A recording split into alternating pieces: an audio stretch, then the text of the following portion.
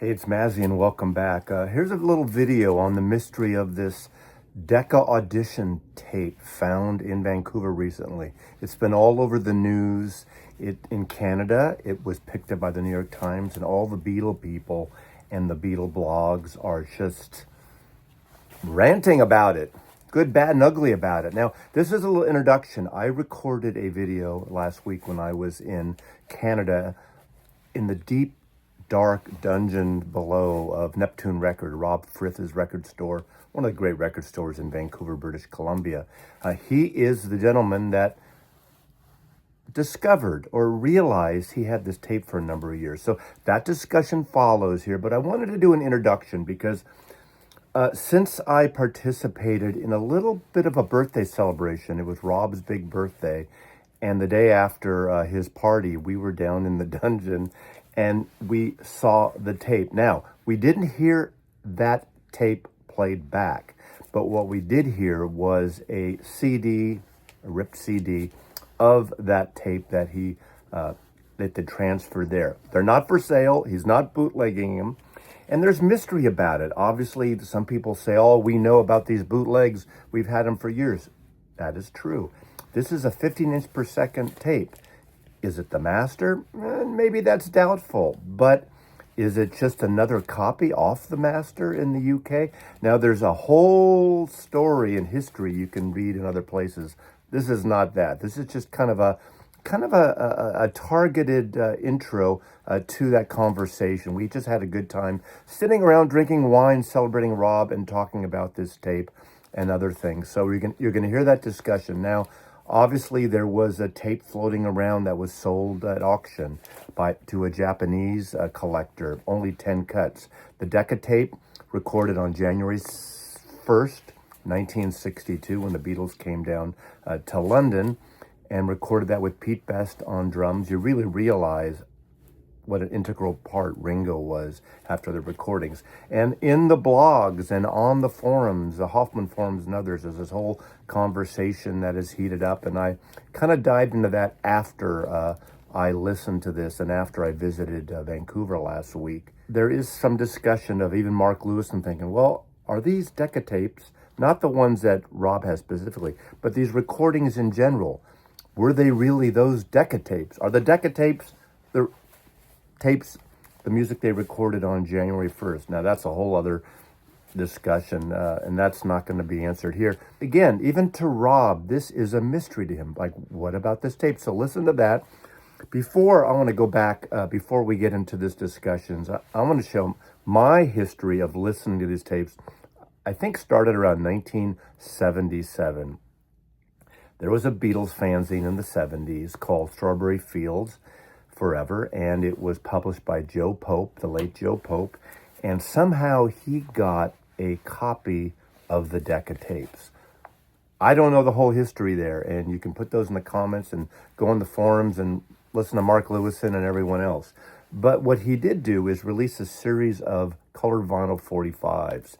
Now, the Decca tape originally contained 15 cuts, 3 original recordings plus 12 covers. A lot of the songs the Beatles were doing in a cavern in Hamburg on their tours. And colored vinyl issues were put out, gray market we'll call them, on the label called Decagon. Obviously not official, but I ordered them directly from Joe Pope back then. And of course, here they are. And I'm just going to go through them really quickly. You can see what they are. Like Dreamers Do, one of the originals. Love of the Loved. Besame Mucho. Now, to know him is to love him. On the recording, we did listen to the CDR recording up in Vancouver, and it does have that volume drop that is on all these bootlegs there. So the sources somehow that Joe Pope has, is this a cousin of that recording? Is it that recording? There's leader between the tracks. What's that about? I'm not going to answer that. And Rob doesn't answer that. He'd like to find out. And so a tape historian who understands that, hopefully, well, at some point, will come calling and check this out. Also, there was a lot of different bootlegs with various covers. Looks kind of official, right? But I have this I got back in the 70s, I believe. And I got a second copy that's still in the shrink, still sealed. So my record store days, I picked these things up. And of course, there was another, which is a kind of a weird thing when you think about it. The Beatles, the Decca sessions. Strange thing about this, there's other stuff from Top of the Pops. There's even a 1968 recording of A Revolution from the David Frost show. What is that doing on this thing? That's when bootleggers sometimes would mix things up, so you never knew where they were coming from. So this is going to be a 20-minute or so. I edited it down because there was a lot of repetition, a lot of wine pouring, a lot of silliness. We had a great time. And this is just another presentation of the mystery of these Beatle recordings. Anthology 1. 5 of these Decca recordings were on that. It's time. It's long past due for Apple, the Beatles Apple, to release the Decca auditions. Come on. We know that Paul's mugging it, doing his Elvis Presley imitation. And in a way, aside from John's voice is killer on this. Paul's is killer too. But he's doing a little of the show busy side of Paul McCartney, the show tune side. But George is really holding his own in his vocals. I love George's vocals on this. But it's time for an official release. Now, record store release would be great, but then people would complain that it's limited. So come on, Apple. Come on, Beatles. Put out alongside or parallel with the updated anthology, the Decca Audition. It's historic. And, I first heard these when I was about 23, and I loved them. And I know people are saying it's not so great. They're funky. They're great recordings. But there are issues, and that's another time, another day. So without further ado, here is Rob Frith and some of my Canadian friends last week in the deep downstairs of Neptune Records in Vancouver. Apparently Rob from Neptune Records rediscovered the Beatles or something. That's what I hear. Yeah. I did everything for now, okay, I don't want to start any rumors, okay? But there seems to be a connection between, you've had this tape for what, 10, 20 years? You don't even know. No, 5 to 10 years. Okay. I thought I bought it from 2 different guys that were engineers in Vancouver. That was my thought, because I tried to figure out after we just found out what it was. And I've got a hold of both of them, and neither of them sold it to me. So I still have no idea. So we've discovered, or we know that it's the Decca Audition. Yes. Probably a 1-to-1 copy, we think.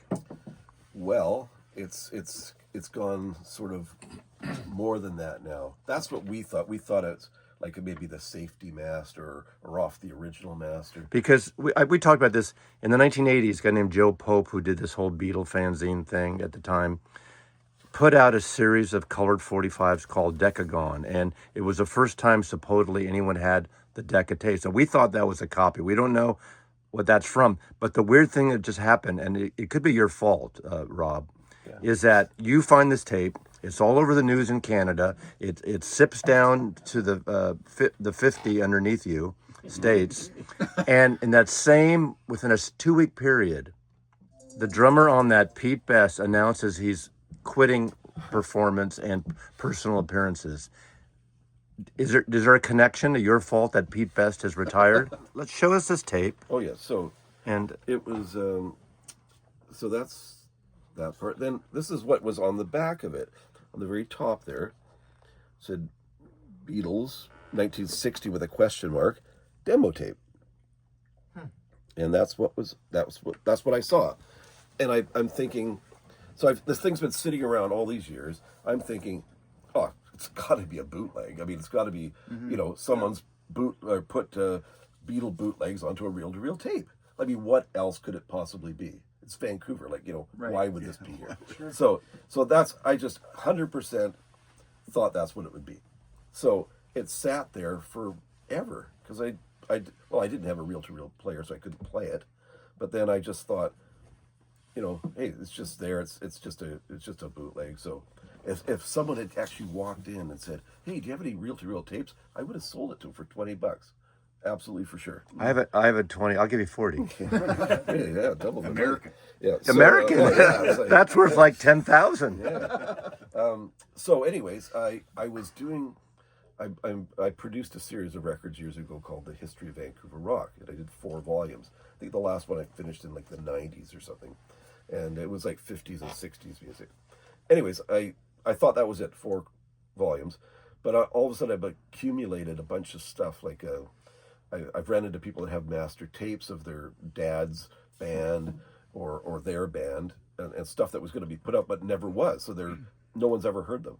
So I ran into that. I found some acetates of some rare stuff, and I booked a studio to go transfer the tapes.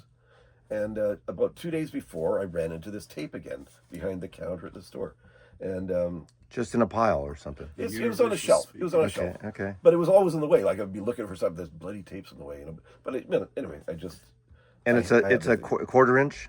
Yeah, it's a quarter inch. Yeah, and it's on a 15 inch reel. Yeah, okay, it is. Got it. Okay. Or the 15 IPS. Sure. Yeah. So I decide, go in the studio, throw it in the bag, and when we're there, we can check it out. So also I had some Beatles, not Beatles. I had 3 Bob Dylan tapes, that some guy had sold me. Said his dad worked in TV and radio for years, his whole life, and these were in his stuff. I thought, wow, I'm thinking that might be something. So I took those with me as well.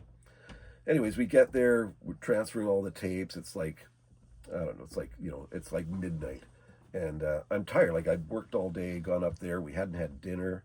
I went up there with my friend Doug and Larry Hennessy, who has the studio. So we're just pretty much done. The Beatle tape's left. We haven't listened to it. And I say, you know what? I'm done. I'll listen to this another time. You know, it's gonna be a bootleg anyway. So, and then I think Larry said, "Oh, well, let's just listen to the first song, see what it is." And, yeah, okay. So he puts this thing on, and I'm like, that's not off a record, is it? He said, no, this is like a tape. I'm saying, yeah. I said, it's so quiet. Like there's no noise or hiss or anything. And and we're like, we can't believe what we're hearing. And it's like the Beatles are in the room with us playing. That's how good it sounded. And we're like, we can't really figure this out. We're like, how the hell did this happen? Like, I'm thinking, it's got to be like a copy of a tape or whatever, right? And then I videotaped 3 songs or bits of 3 songs, and that was it. We never listened to the rest of the tape because we were all tired. We had sort of and it wasn't until the next day that it started to compute. We're like, this is something maybe bigger than we think it is. So I posted something on Instagram, just a snippet of one song. I said, is this possible that a master tape of Decca sessions could end up in Vancouver? Like it was just kind of I just kind of threw it out there. But you knew it was the Decca tapes from the music. We hadn't listened to the whole thing, but it seemed like all the songs we heard, the 3 songs or maybe 4 we heard. Like Best Way Mucho, 3 Cool Cats, Money. Yeah. Yeah, okay. Anyway, so we figured it was that. And then the next day I post this video of it on Instagram, and it just kind of blows up. Like, you know, if I post something on Instagram, like if I get like 500 likes, I think, wow, that's amazing. Oh my God, you know. And, you know, I think as of today, the 2 videos I've posted are like over 200,000. You know, it's like a lot. And so anyways, in the meantime, people are commenting, and one guy, the singer from the Powder Blues Band, he sends a message saying, hey, when I was working at that studio, that tape was there. And we used now, to what studio is this? It's Can-Based Studios. Is that still around or no? It's called Mushroom Studios. Oh, okay. It became Mushroom. Is that from Heart? Yeah. That's where That's where this album was recorded. That's right, yeah. So that album right there. Yeah. That's where this was recorded. Okay. So this is pretty much like, this whole story is crazy on you. Well, very good. None of us had the heart to laugh at you. You got to see. Here we go. That's Mushroom Studios. That's their logo. Right? Yeah, I remember that. I remember. Did you give me chili whack? I did. Okay, someone give me. I get this comment saying that it was at the studio when bands were recorded. They'd bring it up. Hey, you want to hear the Beatles, the early music? And then he said that Jack Hirshhorn, who owned that studio at the time, he was an American from L.A. He came up here because of the draft, the Vietnam in the 60s, and he'd already been involved with music in L.A. He discovered the Motleys and got them a deal with Valiant Records. And he was a young guy. He was just walking down the street, heard this band playing in a garage, and knocked on the door. And anyway, I think he knew some at Valiant, so he was able to get them signed. And then, so then Jack ran this. He managed the band The Collectors, and him and Tom Northcott. Well, Tom Northcott had started a label called Syndrome Records in Vancouver. And then when Jack came here, Jack became partners. And they called it New Syndrome Records, and they, Tom's records were out on it, and all these other bands, Jason Hoover, stuff like that. Anyway, so then Jack. Anyway, so I knew it was Jack Hirshhorn, and I knew Jack. I had his number, and the next day, that morning, John Mackey from the Vancouver Sun phones me because he follows me on Instagram and says, "Hey, what's the deal with the Beatles thing?" And I told him what I knew. He says, "Oh, we got to do a story on that." And so he just interviewed me. Then he said, and then I told him about Jack Hirshhorn, and he says, "Oh, do you have a contact?" I said, "Yeah." I gave him the number. He interviews Jack, and Jack says, "Yeah, I went over to England in the late '60s, early '70s, and I knew people. I had gone over." He said he had gone over several times, trying to make deals, like distribution deals, and get some of his songwriters, songs placed there and stuff. So he went in. He knew a guy at Decca Records, and at one point I thought I'd heard that it was someone that was from the States that moved there, but it's not. It was an English guy there, but he knew him from the various visits he'd gone. So anyway, he goes there, and the guy says, "Hey, got this Beatle tape. Why don't you take it back to you got a recording studio and you're in the record business. Why don't you bootleg the Beatles tapes?" And he says, "Oh, okay." Takes the tape, brings it back to Vancouver. He gets to Vancouver and thinks, "I can't do that." You're going to get sued. Well, it wasn't even that. He just morally, he thought Yeah, he couldn't do that's a it. good point, Yeah, and he decided not to do it. So the tape sat on the shelf at And this was late '70s, as opposed to yeah, early '70s. Okay. It sat at Canbase Studios, and then eventually Jack sold Canbase, and he and then the tape just was there. And I think that once it changed hands and became Mushroom, either they cleared stuff out and someone got this, or someone took it, and but Wow. that's how I ended up getting it. Someone sold it to me. There apparently was something similar. Ooh. Look at that. Okay, something similar to this in America, because as I said, Joe Pope did those singles that he sold through the fanzine, and they were I handed those two today. You should listen to them later and see if they compare. Another thing that we discovered, and I never thought much of it, in Larry, there are the edits engineer, in this too. it already had edits, and Larry said, "Well, if someone made a copy of it, there's no way they would put edits because it's." Yeah. They don't need it. They don't need it. Is there leader tape? Yeah. So that was the other sort of thing that made us think, wow, maybe this is more than just a copy. Did you finally listen to the whole thing through? Yes, we did. A week later, we went and made it and copied it. You dubbed it? Yeah, onto digital. And is it for sale up in the gift shop upstairs? No, it'll never be. I'm kidding. I'm kidding. So, anyways, so when we transferred it and we were listening to the whole thing, we discovered in one of the songs, we hear, there's you can clearly hear an edit. There was something obviously wrong when they recorded it, and someone edited it out. So we noticed that our tape has got these splices, like actual tape where it's been cut out and spliced. And we're thinking, well, why would that be? And we thought, oh, maybe this is something happened to this tape. So we start listening to all the stuff online. They all have that edit, all the tapes. but ours has the tape that's actually been edited, this one. So we thought, man, maybe this is the actual original. They get signed to EMI in Parlophone in '62. So this would have been. I used to know this. Was it New Year's Eve, It was New Year's Day, It was 1960. January 1st, 1962. Two? Yeah, 1962. I mean, someone's going to write in the comments here, and I'll figure it out No, later. this is a rebox. This is obviously the box it came in. And was it I never wound looked. tail up? Do you know about tail up? Usually you have to rewind it to start it. Was it? It says wasn't. It it wasn't. wasn't. No, Okay, it so- wasn't. We've since done that because Okay, apparently because that's what you're someone, supposed to do. yeah, someone played it, and okay. New York Times, they've put stuff, and I get comments that people obviously have not read the story. Yeah. They think say, you're hot jiving them, everybody. Yeah, they say, oh, this has been released. This has been bootlegged forever. I said, well, yes, it is, but this is the tape. We're talking about the tape, not about bootlegs. Yeah.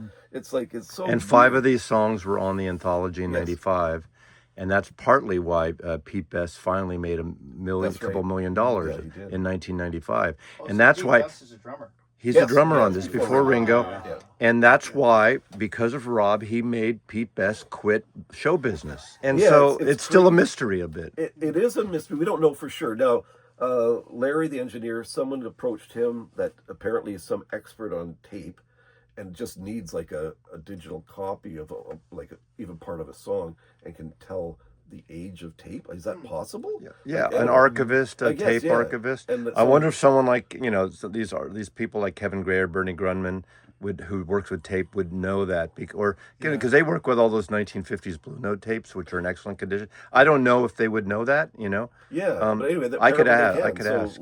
Yeah. Larry's was away. He just got back today, so I think he's going to take a little digital clip and send it to this guy and see what happens. Can I smell it? Yeah, you can. Yeah. Oh, God, baby. Give me some sugar, baby. Guitar groups are on the way out. Have you guys heard these before? Cha-cha boom. Oh, On yeah, the, exactly. On the anthology. Yeah. Yeah. 5 of the songs are on the anthology, and I mean, is Decca still around? I don't even know. They got bought out by. they're owned, but they don't. I think Universal. they do some imprints under the Decca label, but they're not I a. guess they got the Stones catalog. Oh, right, of course. But I mean, is there anybody from that era still kicking around? No, they're all dead. Everyone is dead. Except for Larry, the engineer. Everyone is dead. And George sings quite a few of them. That's the other kind of interesting thing. He does. Yeah. He sings. Doesn't he sing Three Cool Cats? It's a great story, whatever it is, and it's really interesting. And obviously, no one from either Universal or Apple approached you to say, "Hey, we might know what that is." And I know what you said. And let's say this towards the end of this video. You're not looking to make a buck off this. That's not your thing. No. You're not saying, "Oh, I got this $1 million tape, Paul." Yeah, no, I never. I've offered to give it to Paul for free. Like If he comes down here Yeah, and okay. interviews with the GIMP, Buy you dinner. Buy the gimp. can I come with? I'm invited, right? Yeah, of course. Okay, thank you. God, I'm easy. But you would After- obviously like to figure out the mystery. Yes, I really would. I mean, I'm that kind of person. Historic stuff. I like to figure things out. It's a cool and story. it kind of it's kind of bugs me not knowing. Yeah. It's an interesting story. And this year, supposedly, the rumor has it that it's been 30 years since the anthology release, 1995. I can't believe it. And I know, right? Really? And supposedly Peter Jackson has gone back with the things like Free as a Bird and Real Love and cleaned them up because with this new AI. And they're supposedly, we'll see, rumor has it, is putting out an updated version of the anthology because some of that footage was funky. And now we've seen with Get Back, they can, so there's going to be a new version of that. I still think they should release they've never done the entire Decca audition. That should be at least a record store day release. Crazy. Yeah, record store would be amazing. I thought it was a feel-good story, and I thought it would be just kind of nice and A good karma. yeah, good karma. That's what I thought. Okay, well, thanks for the story. And It's a great To story. be continued. I saw a girl in my dream.